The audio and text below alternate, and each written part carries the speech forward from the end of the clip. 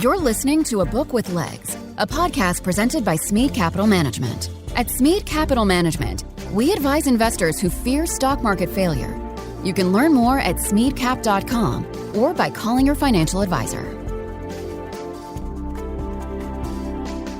Welcome to A Book with Legs podcast. I'm Cole Smead. I'm the CEO and a portfolio manager here at Smead Capital Management. At our firm, we are readers and book junkies. It can be said that leaders are readers, and we believe books provide us a great source of information for filtering what is and isn't important for us as investors. Investing is the last great liberal art and the best way to spend a lifetime of learning. This podcast is for readers, thinkers, business-minded people, and investors who want to grow their knowledge from great authors and their writing. Charlie Munger often talks about using multiple mental models and analysis. Our aim for this podcast is to help listeners test Munger's theory in business, markets, and people. Thank you for joining us for this episode of the podcast. We are going to talk about the importance of work, incentive structures as we think about the United States of America, and we will all understand, despite our shortcomings, why this is the greatest country in the world to be poor, middle class, or rich. Phil Gramm is joining us to talk about the book he co-authored with Robert Eklund and John Early titled The Myth of American Inequality, How Government Biases Policy Debate. Senator Gramm served 6 years in the U.S. House of Representatives and 18 years in the U.S. Senate, where he was chairman of the Banking Committee. Mr. Gramm is a visiting scholar at the American Enterprise Institute. He was vice chairman of UBS Investment Bank and is now vice chairman of Lone Star Funds. He taught economics at Texas A&M University and has published numerous articles and books. Senator Gramm lives in Helotes, Texas. Senator Gramm, thank you for joining me today. Thank you, Cole. So I can make some assumptions, and just so you know, I love this book. I think your information, it's probably the most data-related book that we've done on the podcast ever. So I love the data, but what inspired you and Robert and John to, build this story together? Well, it really started when I was chairman of Commerce State Justice Appropriation, and I was working on Gramm-Rudman and the Reagan budget. And in my capacity as a subcommittee chairman, I oversaw a bunch of agencies, including the census. And it struck me that the numbers I was dealing with in the budget seemed very different than the numbers the Census Bureau was putting out in terms of household income. Mm-hmm. Household income is a building block of all of our statistical measures of well-being, from poverty to income inequality. And so I started looking at it, and then a seat opened on the finance committee, and I took off and left to go to the finance committee. But I came back to it in 2017 when I happened to look at the Census Bureau puts out once a year what household income is, and they break it out into 5 different quintiles, the bottom 20% up to the top 20%. Sure. And also at roughly the same time, the Bureau of Labor Statistics puts out consumption by quintiles. And in 2017, the income level, average income level, the bottom 20% of earners was $13,000, and they were consuming $26,000 worth of goods and services. And the second quintile was consuming 11% more than its income, and the top quintile was consuming only about half of its income, even though there was no evidence that such thrift levels existed anywhere. So that's when I started working with Eklund to figure out what in the hell is going on here. And in that process, we discovered John Early. Eklund was a prominent scholar who stayed in academics when I left to go to government. John Early is a mathematical statistician who was twice assistant commissioner of the Bureau of Labor Statistics. So in any case, we went back and figured out that in 1947, when the census set up its procedure to estimate household income, that almost all payments were made in cash or cash equivalent. And so for simplicity purposes, they just counted cash payments. And that produced about a 95% accurate picture. But in 1967, when the war on poverty ramped up, almost all of those benefits were paid in kind. You got a debit card that was charged with food stamps. You ran up Medicaid bills, the government paid them. You got housing subsidies, the government paid. Over 100 federal programs. That's when the census made an extraordinary set of decisions in deciding not to count the very payments that we had put in place to deal with poverty, including food stamps. And remember that we define poverty in America as a multiple of the amount that it costs for a nutritionally balanced diet. Sure. So a poverty number based on consumption of food didn't count food stamps as being a benefit in dealing with poverty. So anyway, and also we found the census does not take into account taxes, which means it doesn't count refundable tax credits where you get a check from the Treasury. In total, the census doesn't count 2/3 of all transfer payments as income. It doesn't take taxes into account. So about 40% of the economy of the United States is not counted in the census measure of household income. So the census tells you the top 20% make 16.7 times as much as the bottom 20%. But we show using government data that if you count all transfer payments as income gain and all taxes paid as income lost, the ratio of the top 20% the bottom is not 16.7 to 1, but 4 to 1.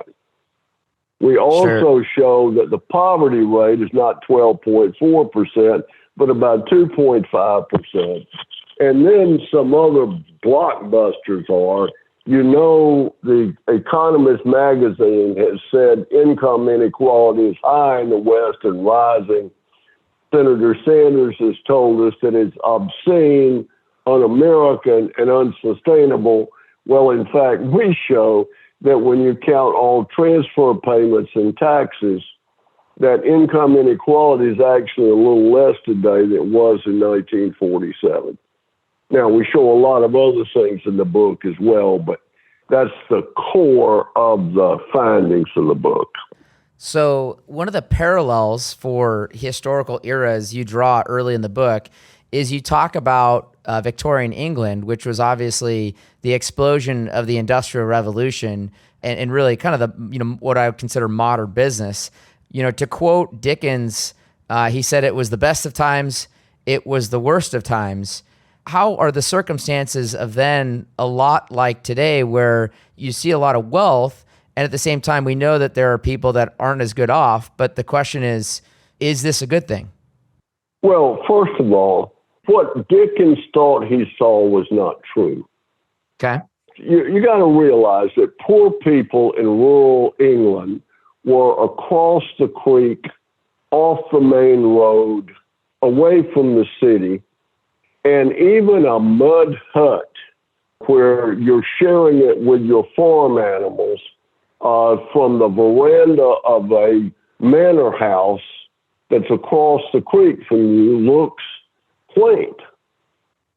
Rich people had never seen poor people up close and personal, except when they were cleaned up to come to work. Yeah. When the Industrial Revolution came, people chose to move to the cities because they sought a better life. And they were all too visible then. And you got to realize that the established parliament and the landowners were losers from the Industrial Revolution because it pulled labor into the cities. And the bottom line was, even though Dickens could not understand why Scrooge, for example, in the Christmas Carol, how his wealth did any good given he didn't spend it, well, that wealth it was going to fund the Industrial Revolution in Great Britain. Sure. So the bottom line is that in the Victorian era, from 1830 to 1900, the economy grew faster, wages grew faster, the lifespan grew faster, literacy grew faster than at any other time in the history of the world. And in America, despite you pick up any textbook in America, and it tells you that in our Gilded Age, the rich got richer, the poor got poorer. Well, the reality is everybody got richer. Now, there were 4,500 millionaires in 1890, but 66 million people had the fastest growth in their living standard that any people on the face of the earth had ever achieved. And the writers of the era were so preoccupied by the 4,500 millionaires that they totally turned a blind eye toward the 66 million workers. Sure. So the truth is, the rich got richer, the poor got richer, and everybody got richer. To go back to the Industrial Revolution, you mentioned, though, that because a lot of what your book's trying to address is how do we set up a great environment and the right incentives for people to succeed in their own choices, right? What they want to do in their life, right? In other words, we can't force them to do anything, and we don't want to set up a structure that requires them to do anything. We want to give them the situation for them to succeed. So in the case of Victorian England, there was a major change in terms of the regulation around businesses. Can you explain how royal charters worked and when they went away, what that allowed for? Well, royal charters basically were a system whereby the crown made money by granting charters to people who wanted to engage in business activity. That corrupt system was discredited by the South Sea bubble, where investors just lost huge amounts of money. And the Parliament set up a system that over 150 years evolved into anybody could get a corporate charter that could put up the money. Sure. There were two major changes that made all this possible. The Enlightenment, which basically established the principles. You had the right to worship God your own way. You had the right to your own opinion.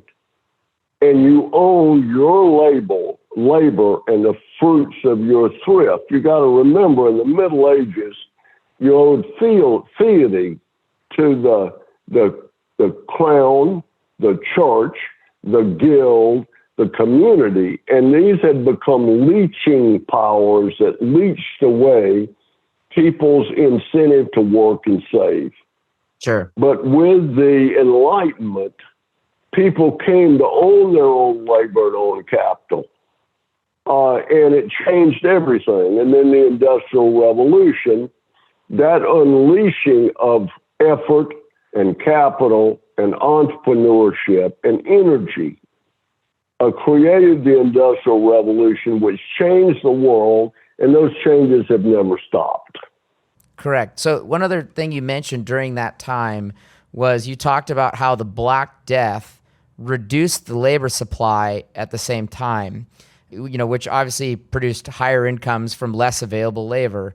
I think a lot about the post-pandemic world that we sit in, where people have left the labor force. You talk a lot about some of the incentives that cause them to do that, but also it's been noted that, for example, baby boomers pretty much retired during the pandemic at some point. Many left the workforce for, I'll call it finality, that they're not coming back. Do you see any of those similar labor supply reductions, being a symptom that we're seeing right now, even outside of what we'll debate in the policy side, tied to what's happened post-pandemic? Well, what I was saying about the Black Death was that for the 1,000 years prior to the Industrial Revolution, that there was no significant economic growth. Sure. And that wages pretty much were flat. In fact, there have been a lot of studies of this. And that they would spike occasionally because of a reduction in supply like the Black Death. but then population grew and wages fell. That the beginning of a rise in real earning power for ordinary people occurred in the Industrial Revolution in Great Britain and then spilled into the United States, and now it's going all over the world.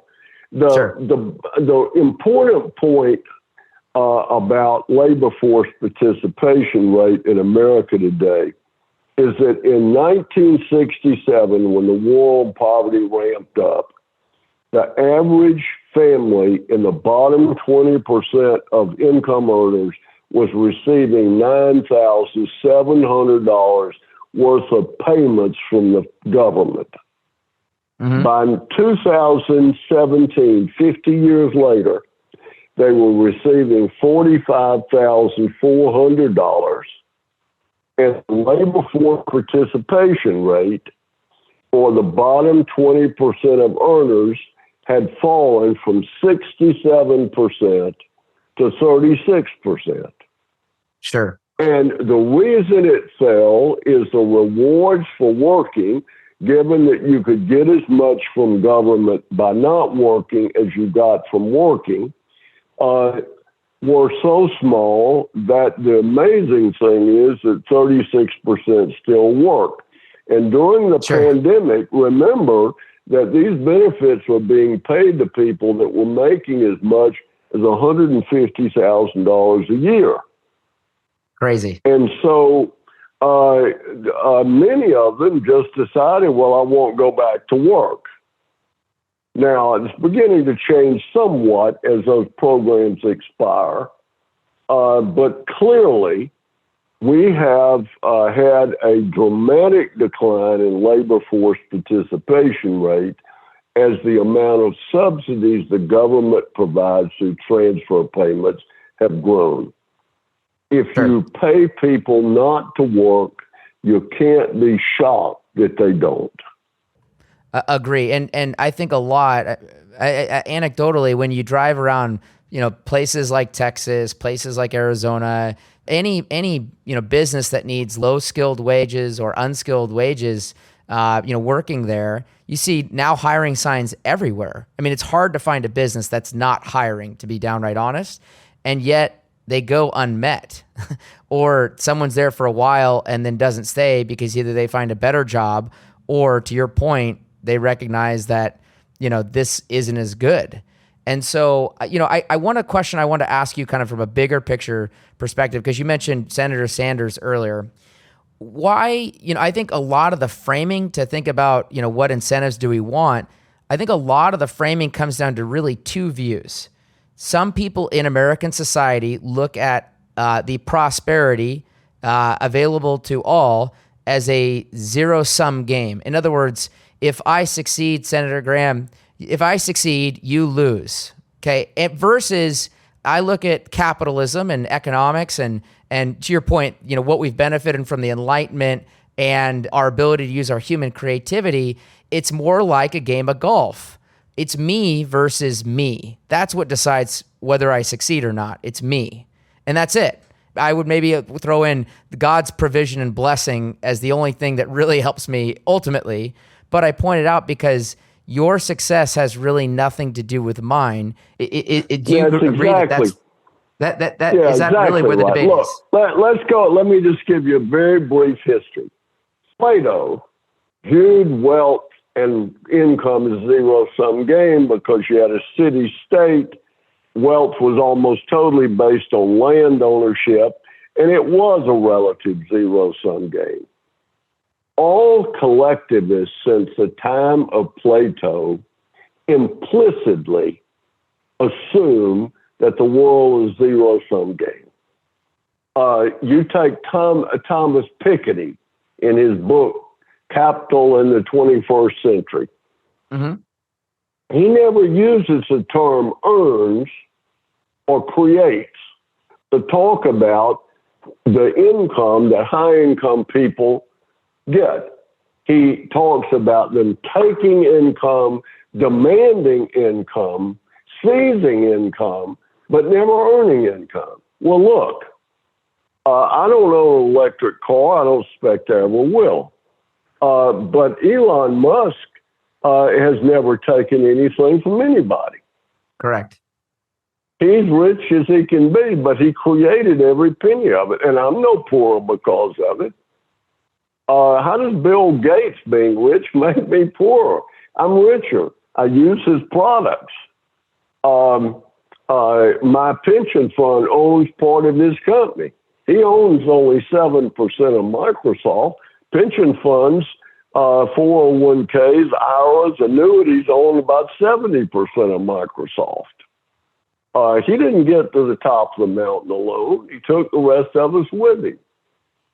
So if you want to be envious, you can always find a reason to be, but please understand this. And let me say, I admire Senator Sanders because he believes what he says. Sure. He's wrong. The facts don't bear him out, but he's a sincere member, and I've always admired that about him. But the bottom line basically is that when you're talking about billionaires, and if billionaires paid more, we could have all these things. If you took every penny of income from every person in America who is in the Forbes 400 that the government doesn't already take, we couldn't have funded a week of federal, state, and local spending in 2020. Okay, the problem with rich people is there are too few of them. So this idea that A, they don't pay their fair share of taxes, which is preposterous and verifiably false, and B, that we could somehow have all this stuff if they only gave us their money, is just totally false and made up. Well, so let's go to, you talk about the U.S. Census Bureau, to your point, and how they laid out what they did in 1947 to use, cash payments, okay? Well, and you started, that kind of begats in your writing about the federal transfers and why we really look at the bottom income quintile or the bottom two income quintiles poorly based on that. But I thought a lot about, on the other side of that chart that you show where, federal tax is being taken away. I, as an American citizen, am legally obligated to pay my federal, state, and local taxes. I cannot get around those. And to your point, there's nothing discretionary about that. I can't say, well, you know what? I'm not going to pay you this year like I didn't want to buy a car this year. So therefore I have no say over the money. I am liable. It is held as a liability until tax day arrives, ultimately. And so I was kind of shocked that people don't look at income that's already has a call on it. They're treating it as though the rich have that money to play around with and the poor don't. Is that another way of looking at that? Yeah, well, and look, people that are making over $1 million a year are paying about 41% of their total income in taxes. Okay. The idea, the tax system is we have the most progressive tax system in the world. Mm-hmm. Far more progressive than Germany, France, or Sweden. And tax rates rise up until the income level of about $30 million. And then for a very small number of people who give away vast amounts of money and who earn mostly through capital gains, it dips into the high 30s. But this idea that rich people don't pay their fair share of taxes is false. And if you look closely at, for example, ProPublica, that's had that stolen tax data and put out the thing about how Warren Buffett didn't pay much taxes. If you look at what they write, it's clear that or at least it looks as if they took what Warren Buffett actually paid in taxes, but they didn't take his taxable income. They made up an income based on what that income would be if he sold every asset he owned every year and paid taxes on the gain. Sure. Sure. Okay, and the same thing is true of Say's, who's done all this work with Piketty. If you look at their tax data, what they do is they don't, when you look at high income people, they're not talking about taxes on their income. They're talking about what their taxes would be if they sold all their assets every year. Well, nobody taxes on that basis.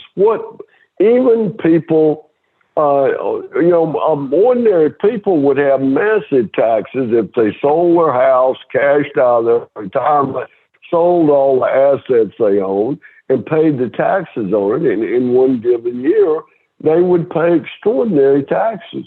But nobody, Sure. no country in the world taxes that way. When I thought a really wonderful point in your book, Senator Gramm, is you talked a lot about who sits in those income quintiles across the five. And it's actually a fairly mean reverting system. For example, can you teach our listeners how, let's use me.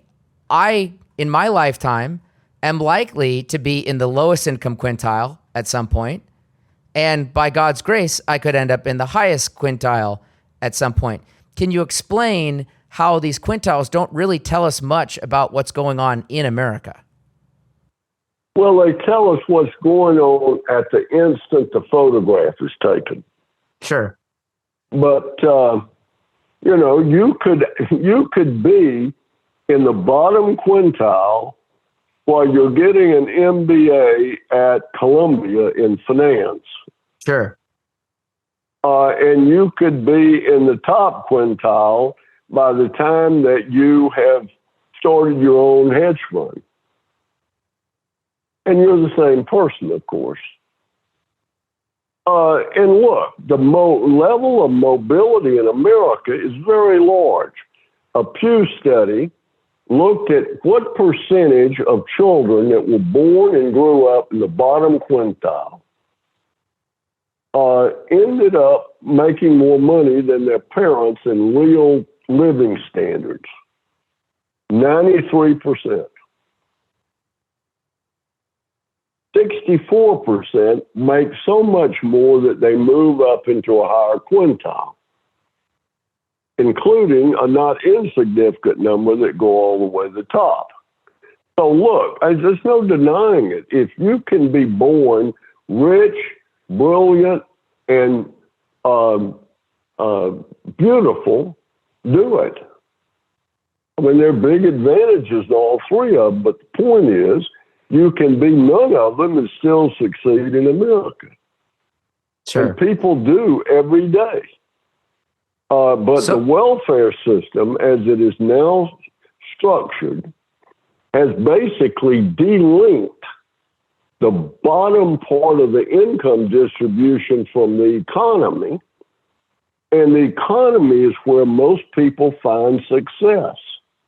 Sure. So they don't ever get on the escalator that takes them up, and then they can rise faster if they're climbing. So that's the downside. We never debated poverty in my 25 years in government that I didn't start the debate by saying the great tragedy of our welfare system is that we've never found a way to help people help themselves. And in trying to help them, we have destroyed their incentive to help themselves.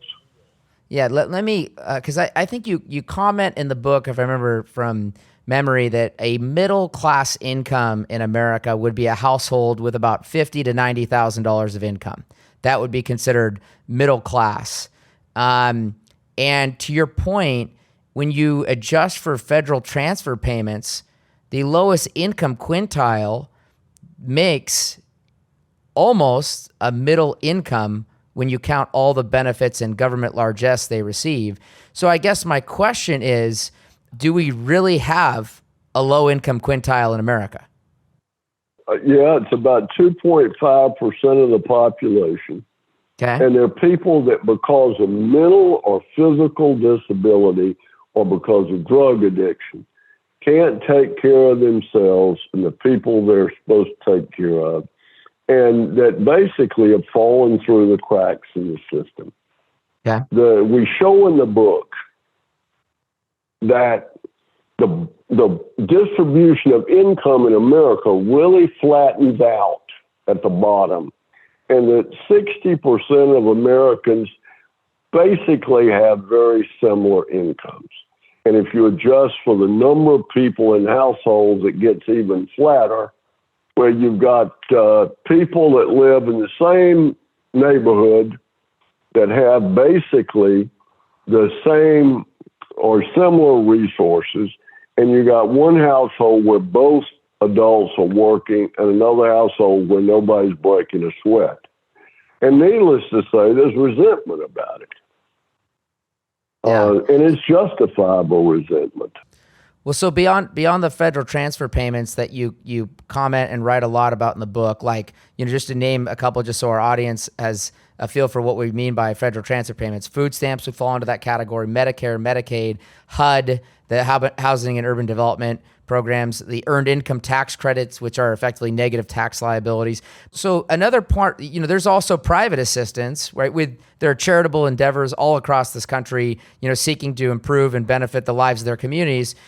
You point out that Americans donated 1.44% of the GDP in aggregate to charity. I was kind of appalled at this number, to be honest, Senator Gramm, because, where I come from, 10%'s the floor.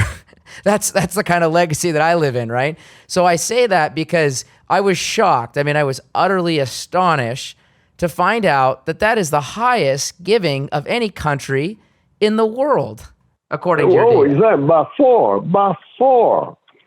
America far outstrips any other country in the world in charitable giving. And this most of that giving's help poor people. Yeah, so I thought, to your point, I mean, I think it's incredible because you point out the imbalances. There are imbalances; those are creating perverse problems.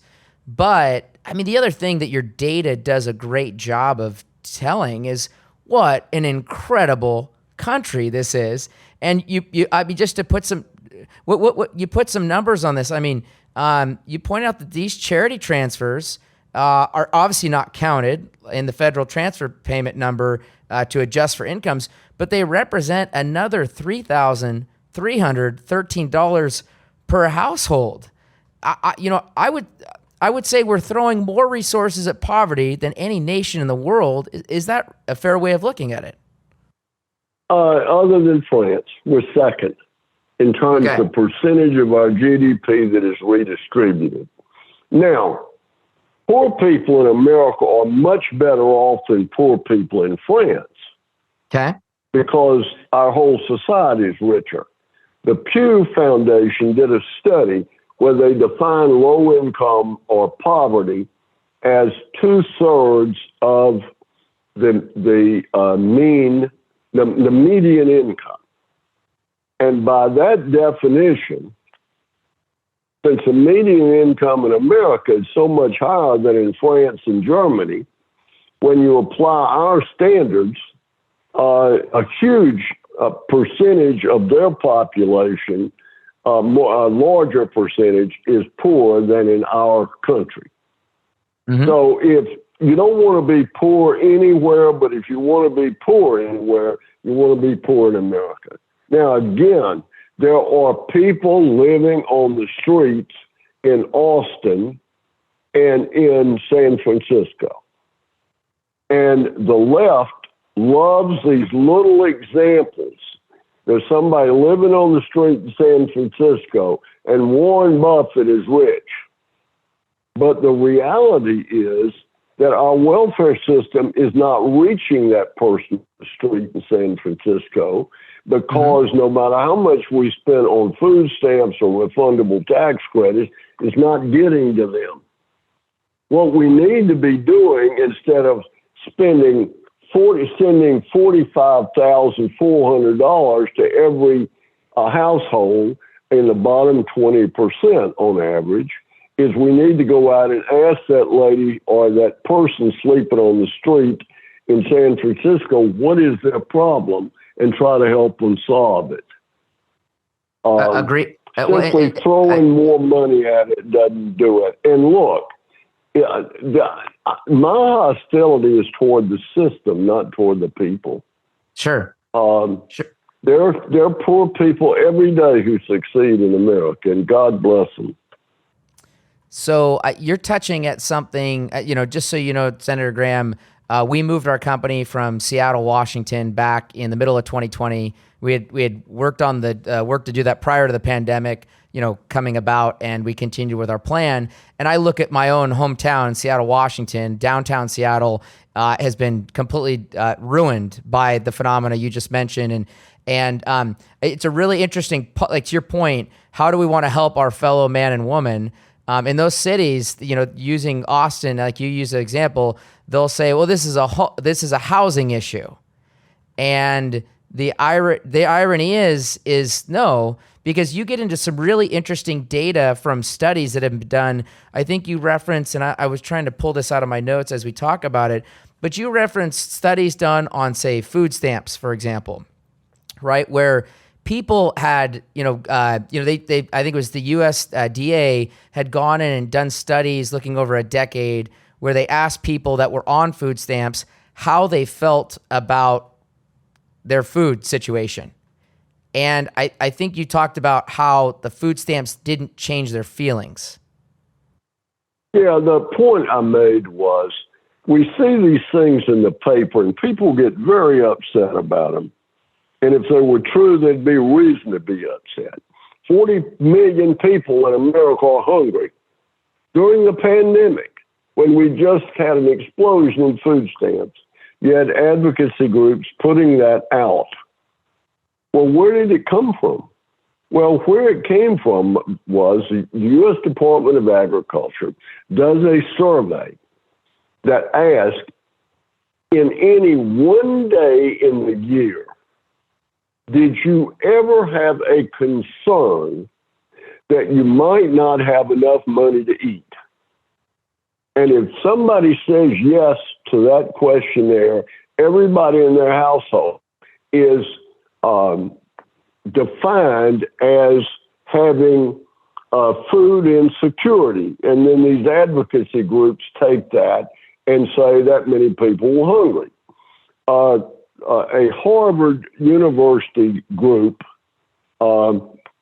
related to their medical school did a study where they looked at that questionnaire immediately following an expansion in food stamps and basically concluded that the people that said they felt insecure before they got more food stamps felt insecure after they got food stamps. The point being that you're talking about what somebody feels, not what their stomach feels. And that's a very important distinction. Sure. Well, and to pivot, because you have a great FDR quote in here that I have to read. He said this in 1935, and I'm quoting from your book. To dole out relief in this way is to administer a narcotic, a subtle destroyer of the human spirit. It is inimical to the dictates of sound policy. It is a violation of the traditions of America. Work must be found for able-bodied but destitute workers. The federal government must and shall quit this business of relief, end quote. Even someone that was considered to be, a provider of government largesse in some circles, FDR, he would have looked at this largesse as rot, wouldn't he have? Well, look, he would have been not the least bit surprised by the results of the war on poverty. You pay people $45,400 in benefits, household, and the average poverty household's got 1.7 people in it. And if they don't have any real production skills, many of them are going to decide not to work. Sure. And they're never going to discover the ability they have.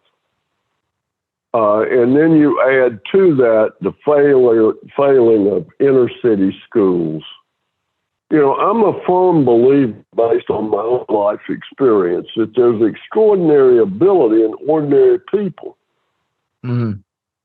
And there's a lot of talent in these inner city schools that is never discovered, and that does not serve them and doesn't serve the country. Sure. So God worked for 6 days and then rested a seventh. Based on that, Senator Gramm, I think a 2-day weekend is a lot, especially, but if you're a parent, you figure out that you don't really get a full 2 days on weekends. So let's pivot a little bit. Can you talk about how much better it is to be a high school graduate today than a college graduate would have been in 1967? Yeah, 50 years later, the economy has grown so much that a high school graduate today makes roughly the same amount a college graduate made 50 years ago. We don't take into account, people don't pay attention to this. Now, I'm old, but I go back to the little town I grew up in, and I look at the houses, my paper route. I had 105 newspapers. And I threw the papers in the richest part of Columbus, Georgia, where I grew up. My dad was a sergeant in the Army. I was born at Fort Benning. And I go back today and look at the houses in what 50 years ago, well, now 60 years ago, were the houses of the richest people in town. And most of them roughly look like middle-income American houses today, except they're older. We do not take into account how well off we are. The gal who runs my office just bought her first house, and the timing couldn't have been worse, but she's got 2 little children living in a small apartment. But anyway, so she bought this house, and I was talking to her about the economics of it. And I said to her, have you stopped to think that this house you're buying is a nicer house than your parents ever lived in, and a nicer house than your husband's parents ever lived in? Okay? And it's their first house. People say to me all the time, on college campuses especially, why is it that people have so much trouble making ends meet if we're so rich? Well, because the ends keep growing. That's why we have trouble making ends meet. Ends keep growing. Well, so I have trouble making ends meet, and I haven't been poor in a hell of a long time because the ends keep growing. We keep wanting more. We keep expecting more. I look back at one of the houses I grew up in. You had to go on the back porch to go to the bathroom. It had 4 coal-burning fireplaces. We only burned one. Water would freeze on a table by the bed at night in the winter. Hell, nobody lives in a house like that today. I can't sleep if I'm cold. I mean, it's weird. We just don't realize the changes that occur. And I talk to people, and they forget what it was like. Sure. I had a guy trying to tell me that his son was paying more for his new house than his grandparents had paid. And I said, well, first of all, if you adjusted, and that it's no nicer, he said. And I said, well, if you adjusted for inflation and you looked at quality, I know your grandparents didn't have air conditioning, and I know your son does. I know your grandparents didn't have central heat or insulated house. Your son does. I mean, again, we just lose perspective. We're so blessed because the country's so productive, and it's so productive because it's incentivized people to incentivize ordinary people to do extraordinary things. Agree. So I don't. There's another book, Senator Graham. I don't know if you've come across. It's out there called Superabundance, but it talks about if you look at time prices, how much cheaper every product in our life, to your point, has got in the in amount of time it takes the average worker, and so that's caused the goods to get better and better in the houses. But I just think I think a lot of what your book addresses is, let's not look at incomes. Let's look at consumption to understand how good America is. And to your point, I mean, the average size of a house would make anyone in the 1960s cry at how poor they lived, even in the middle or upper classes. Their houses were small. Their houses were not that nice. 42% of people who are classified as poor in America own their own home. Mm. It has on average 3 bedrooms, 1.5 baths, a carport, and a patio. 88% of those houses have air conditioning. Some of these houses may look run down on the outside, but when you compare them to what people lived in 50 years ago, a significant number of poor houses did not have indoor plumbing. Interesting. You just don't realize how much the world has changed. And none of this progress came from government. 80% of the people in the world were in abject poverty 50 years ago. And now that's declined to almost to about 10% because of the growth in world trade and because of the growth of market-based economic systems. Sure. None of that was produced by government's good intention. It was all produced by people working to advance themselves and their families. So I would think a lot about this, Senator Graham. So let's use a practical product. So I have an iPhone. I assume you have an iPhone as well. Think of what the net worth or income someone would have had to have in 1970 to have a product that does as much as that does for us today. I remember as a kid, you used to have to do like your AAA maps, right? That's what you used to have to travel around when we were kids. We'd have our AAA maps out, and your parent might call ahead to the hotel or motel that you're going to go on your road trip, and you didn't know what this place looked like. You just do what AAA told you. Those just seem like utter waste of time. And not even a billionaire, if there was a billionaire in 1970 that could have attempted it, not even the billionaire in 1970 has the technology available to them like we do today. To your point, on a low income with federal transfer payments included. What we get is miraculous. Yeah, well, look, first of all, when the smartphone came on the market, it didn't even come into the consumer price index for 15 years. It had declined in price by 75% before it was ever taken into account in terms of affecting our well-being and measure of its cost. It improved dramatically. I've got on my iPhone, I can find out what the weather is like anywhere in the world and how to get there and what to do when I'm there. I've got more information than the local library. And the relevant question is not what a billionaire could have had. If it came right down to it, what would you pay to not have to give up your iPhone?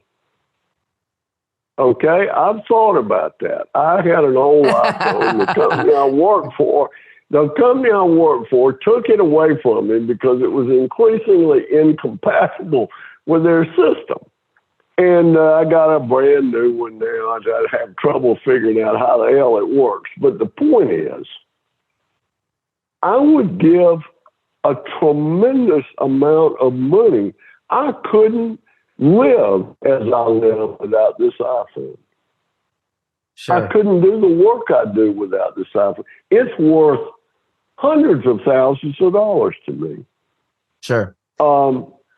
Very few things other than my sainted wife that I depend on more than this iPhone. And again, nowhere in our measure of well-being is that fully or even significantly taken into account. So again, we made great progress, but we could make so much more. I remember I was the author of the Reagan program in the House.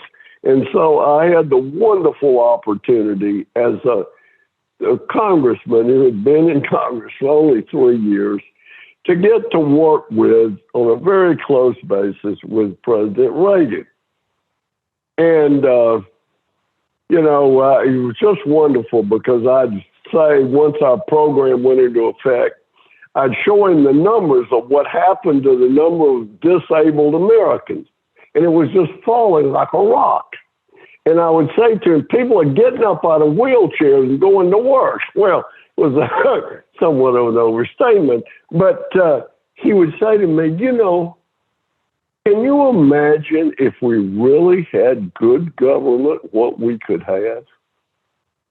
And I often ask that question to myself today. If we had better policies and we had all of our people working and we were discovering all of our talent and we were incentivizing it, how many Warren Buffetts are out there in some inner city school that just never have their talents discovered? Sure. So let's pivot to that because I think you did a really interesting job in the section. You had a chapter on the super rich. Can you just teach our listeners, what kind of professions make up the top 3 or 4% of incomes in America? Well, they're heavily involved in business and finance. Some of them are in entertaining, but they're people who excel at what they do. And the market is willing to pay them very large amounts of money to do it. And so we show that data in the book. But the most important thing we do in that chapter, in my opinion, is basically point out that what is contributed to the world as people become super rich. Warren Buffett is often criticized for not paying taxes because he doesn't pay himself income. Sure. Because he doesn't sell anything. And so you might say, well, what good does he get out of all that wealth? Well, the right question is, if he's not getting good out of it, who is? Who benefits from all that investment he makes? Sure. We do. The economy does. The economy is more efficient because he's the greatest investor in the world. The huge amounts of capital he's plowed back into developing new businesses, create new jobs. When he dies, the government will take 40% of what he's got, and they'll probably squander most of it. But even if they spend it as efficiently as government can spend it, they will never do as much good as he's done creating all that wealth. And if Bill Gates gives every penny he ever made away, he did more good making it than he'll do giving it away. That's the untold story that, we ought to be saying to these people, thank you. I appreciate you made all this money. Now, I would rather I made it, yeah. But I'm richer because you're richer. That's the point. And you're so right, Cole, in that deep down in every collective argument for redistribution, they have thrown a switch where they've turned the view of the world as a zero-sum world. That if Warren Buffett's rich, that means somebody else is poor. And he took it from somebody else. Well, Warren Buffett didn't take it from anybody. When a person graduates from MIT in electrical engineering and goes to work for $250,000 a year, they're not taking that $250,000 from anybody else. They're creating it. And we're all richer for it. They'll invent something and I'll be using it in a couple of years. It's funny. So as a younger man, I think I was, if I remember correctly, I think I was in college at the time, Senator Gramm. I actually had a really fun opportunity. My dad was a member of the number 4 Rotary in Seattle, which was at that time the largest Rotary in the world.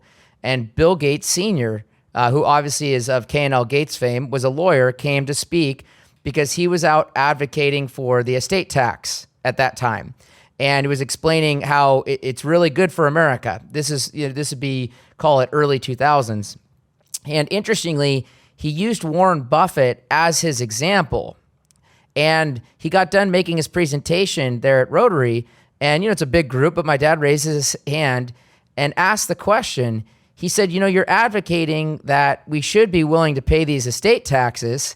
But then he pointed out that Warren Buffett didn't plan to do anything other than give all the money away, which means he wouldn't pay any estate tax. And so I thought a lot about that because, again, the incentive is if you do keep the money and pass it on to your heirs, you do get taxed.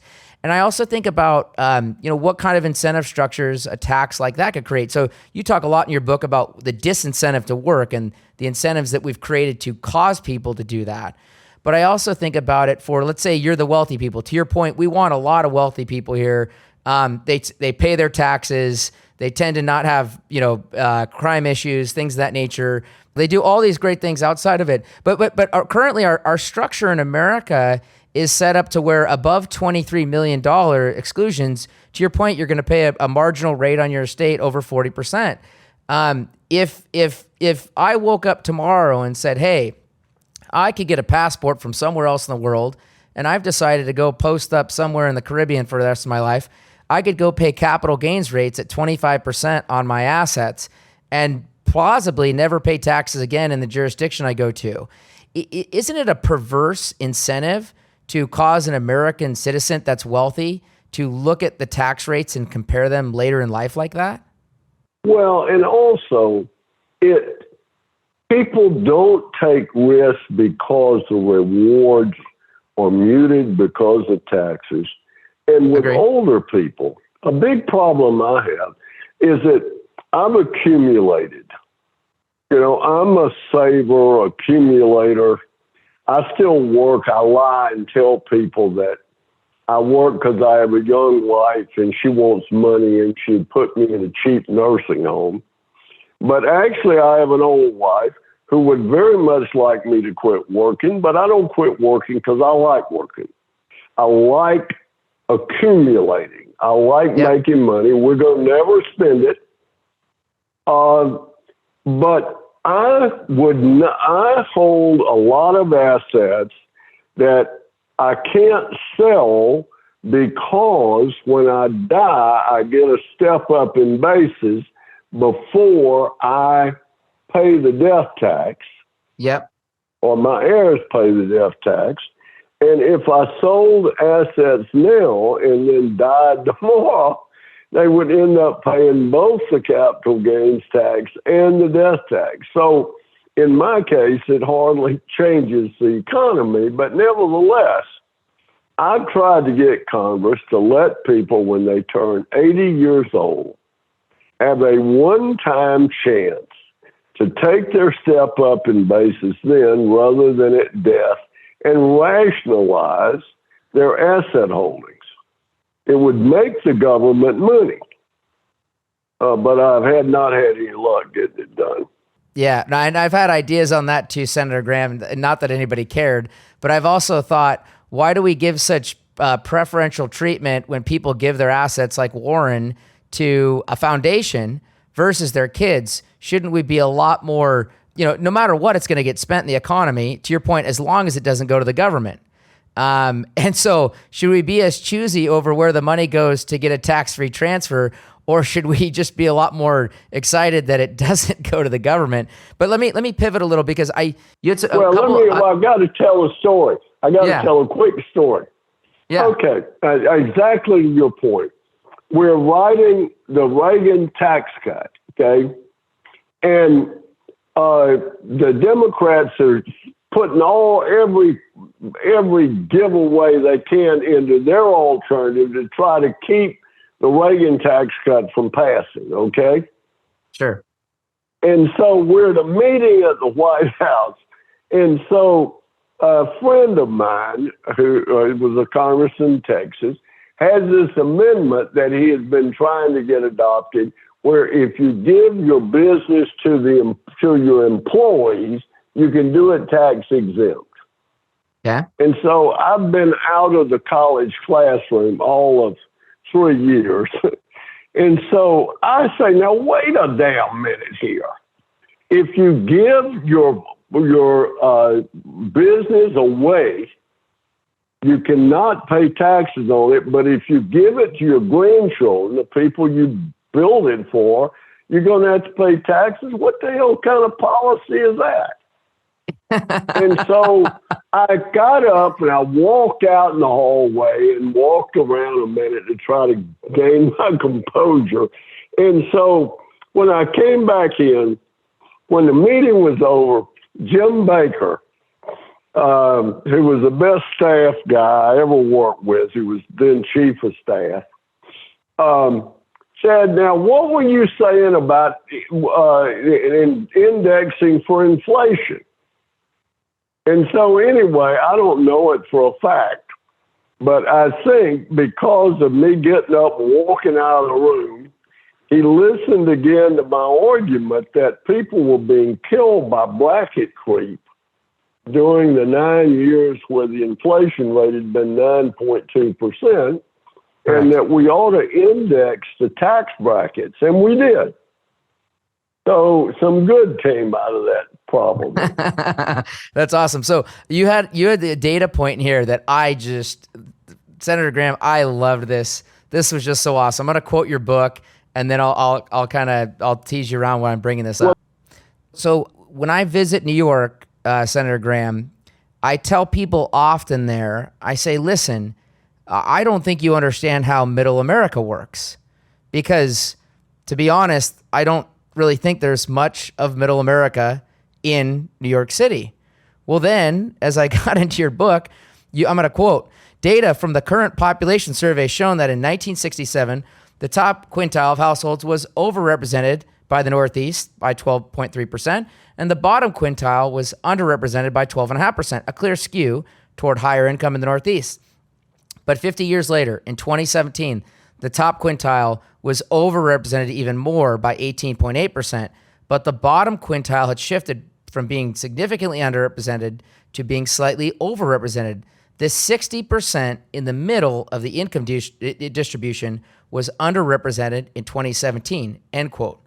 So when I read your book, I realized, no wonder they don't understand things like housing for most of America.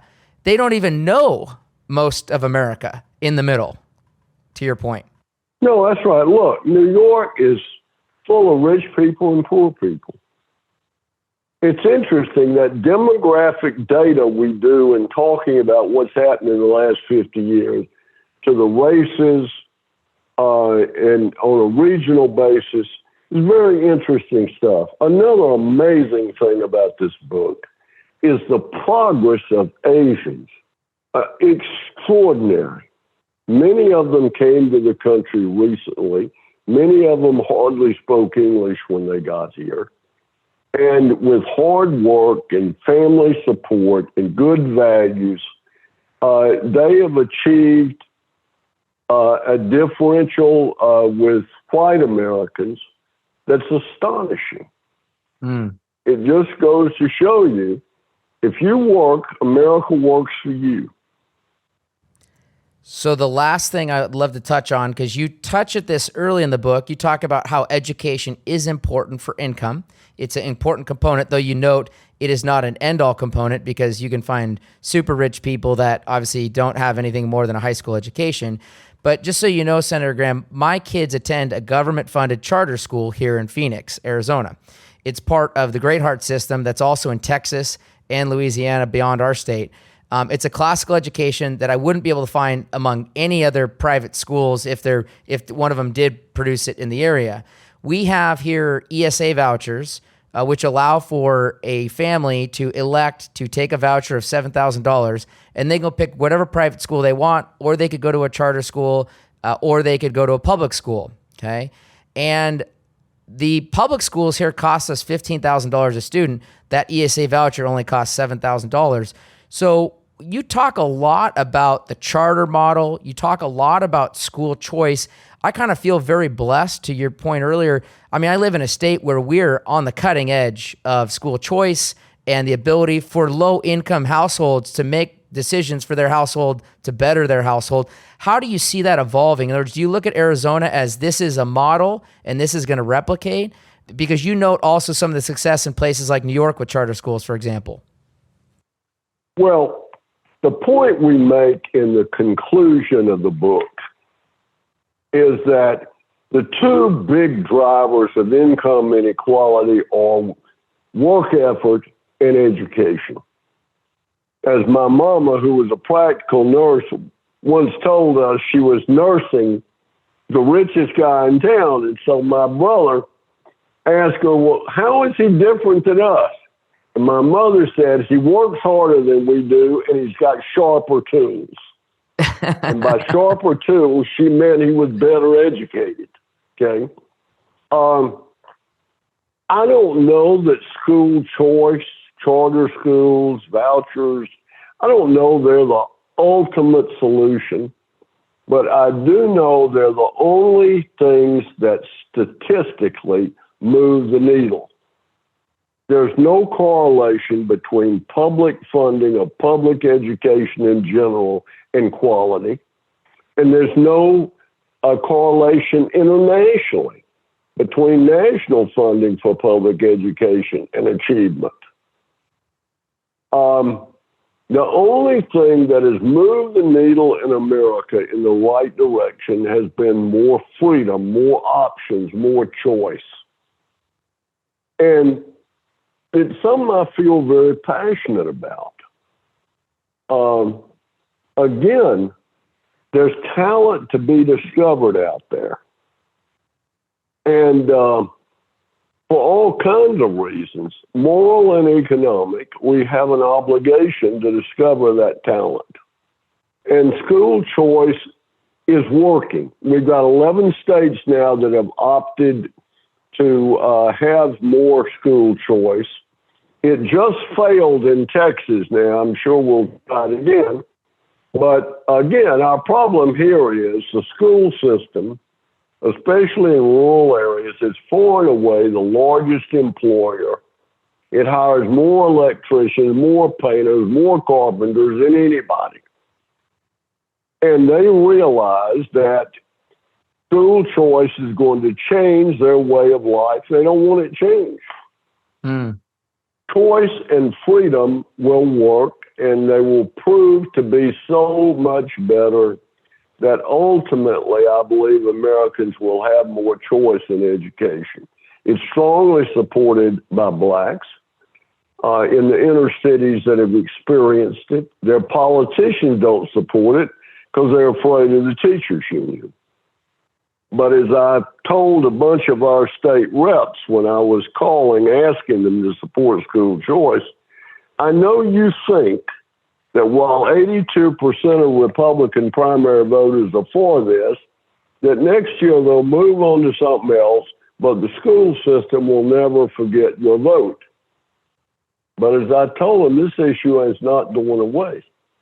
Yeah, agreed. Careers are going to be broken on this system, on this issue. And you're either going to get right on this issue or you're going to get on about your business. Correct. So it's a big deal, and I feel very strongly about it. And when I was in the Senate, I was the only member of the Senate at the time that had ever had a child in public schools in the District of Columbia. Mm. And it was an anomaly. We had the school right across the street from my house. We thought the boy was clever, and it didn't make any difference. And, he's got to live in the world. But in the third grade, when they had the union bumping rule, and he ended up with a new teacher in the middle of the third grade, we decided, what the hell? We're fighting a losing battle here. Yeah, because to your point, there's no correlation between the quality and the cost. And I think the other place that shows up beyond the education is you just point out the fact that there is no connection between, say, unemployment and federal transfer payments. In other words, we have the lowest unemployment of all time, and government largesse has never been bigger than it is right now, which makes no economic sense. No, that's right. Look, we're subsidizing. We have substituted. We've eliminated want, except for a very small group of people with special problems. But the price we paid for it is idleness and dependence. Was it a good deal? I don't think so. Let me make one pitch before you go. Yeah. Okay. I don't need the money.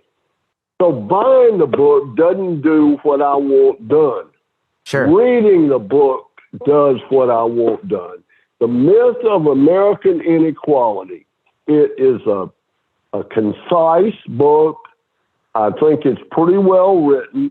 Don't get put off by the numbers. If you're trying to convince people that everything they thought they knew was wrong, you got to provide some proof. Exactly. But it's easy to read. If you read it, you will realize that many of the arguments that are being made against American capitalism are invalid. And you'll have the ammunition to defend them, and you'll realize that this country of ours is even greater than you think. You can Google it, and up it'll come, and they'll have about 4 or 5 or 6 different people selling the book. Take the lowest price, buy it, and read it. Well, Senator Gramm, this has been just a treasure. I really appreciate your time today. Your book has reminded me that we live in a blessed society, and that blessing is so large that some have forgot that it's a reward. It's not the process that gets us there, though. I am proud to be an American despite the imperfections we have, and it is the best system for human progress thus far in the history of the world. Our listeners should go out, get a copy of Senator Gramm's book, The Myth of American Inequality. The Myth of American Equality. Yep. What a book. So for our listeners, if you enjoyed this podcast with Senator Gramm, go to Apple, Spotify, YouTube, or wherever you listen to A Book with Legs. Give us a review. Tell others about the books and great authors like Senator Gramm that we have the opportunity to understand and study the world through. For our tribe, if you have a great book that you'd like to recommend, email podcast@smeedcap.com. That's podcast@smeedcap.com. You can also send your suggestions to us on Twitter. Our handle is @SmeedCap. Thank you for joining us for A Book with Legs podcast. We look forward to the next episode. Thank you for listening to A Book with Legs, a podcast brought to you by Smeed Capital Management. The material provided in this podcast is for informational use only and should not be construed as investment advice. You can learn more about Smeed Capital Management and its products at smeedcap.com or by calling your financial advisor.